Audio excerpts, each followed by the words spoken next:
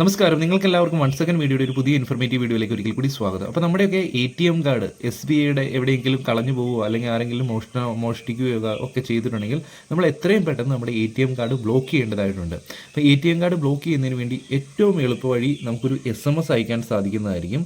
അത് നമ്മുടെ registered mobile നമ്പറിൽ നിന്നാണ് അയക്കേണ്ടത്. അപ്പോൾ ആ ഒരു SMS-ൻ്റെ ഫോർമാറ്റ് ഇങ്ങനെയായിരിക്കും: ബ്ലോക്ക് എന്ന് ക്യാപിറ്റൽ ലെറ്ററിൽ ടൈപ്പ് ചെയ്തതിന് ശേഷം ഒരു സ്പേസ് ഇടുക.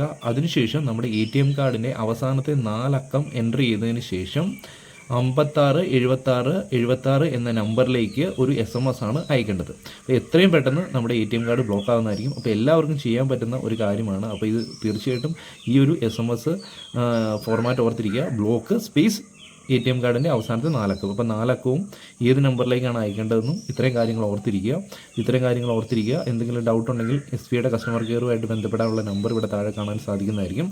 ഇതായിരിക്കും. ഒരുപാട് മെത്തേഡ്സ് ഉണ്ട്. അപ്പം ഏറ്റവും സിമ്പിളായിട്ട് നമുക്ക് ബ്ലോക്ക് ചെയ്യാൻ പറ്റുന്ന ഒരു മെത്തേഡാണ്, എല്ലാവർക്കും ചെയ്യാൻ പറ്റുന്ന ഒരു മെത്തേഡാണ് ഈ ഒരു മെത്തേഡ്. Okay, thank you.